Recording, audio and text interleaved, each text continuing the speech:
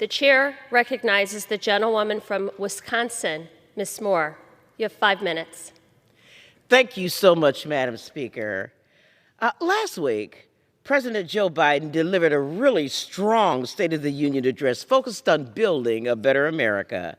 Our jobs recovery is strong and well underway, as noted by the most recent numbers, which shows unprecedented job growth so far under this president. More than 7.3 million jobs have been created during President Biden's very first year in office, even with the challenges posed by Omicron and Delta COVID variants. But we have so much more to do in this never-ending process of building a more perfect union. One area highlighted by the president was his desire to prioritize mental health needs in our country, particularly among our children. Our country faces an unprecedented mental health crisis in which our youth have been particularly impacted. A number of mental health organizations have declared a youth mental health crisis, and our Surgeon General has issued an advisory calling it, quote, an urgent public health crisis.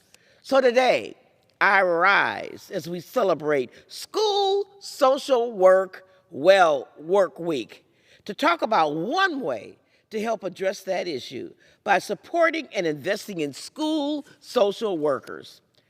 First, I just want to take an opportunity to thank our school social workers who work every single day to make a difference in the lives of their students and their families. School social workers are responsible for fostering students' social and emotional well-being so that they're ready to learn. As trained mental health professionals, social workers can deliver a wide spectrum of services from building social skills to providing mental health support. Their presence in our schools is invaluable, and the support they provide for students is critical.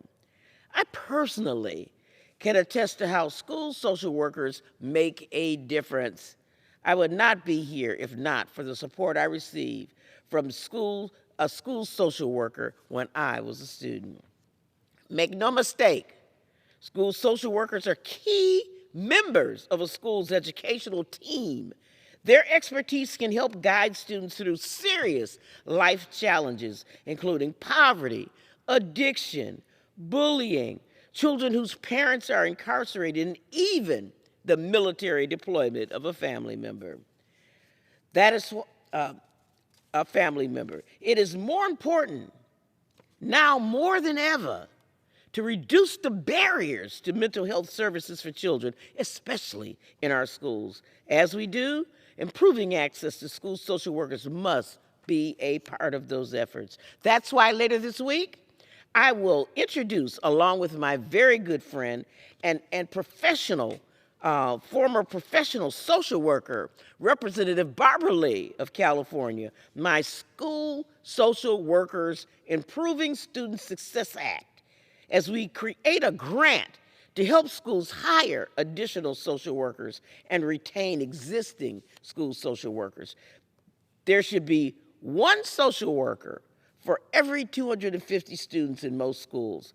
And in high-need schools, one social worker for every 50 students. But many, many schools struggle to meet these ratios.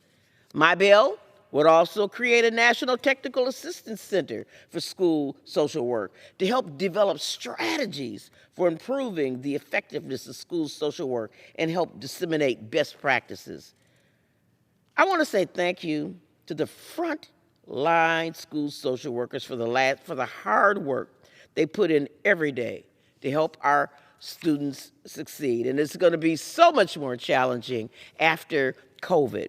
And I applaud the president for his commitment to take on mental health, especially among our youth, and to make it part of his unity agenda for the nation that I believe colleagues on both sides of the aisle should be able to get behind. And I share the dedication to getting all Americans the mental health services they need. And I look forward to seeing the proposals, including in his fiscal year 2023 budget, including to help increase access to school-based mental health services in which school social workers will play a key role. So I sincerely hope that this House and this Congress can come together to address our children's mental health. Democrats continue to prioritize efforts to make our economy recover.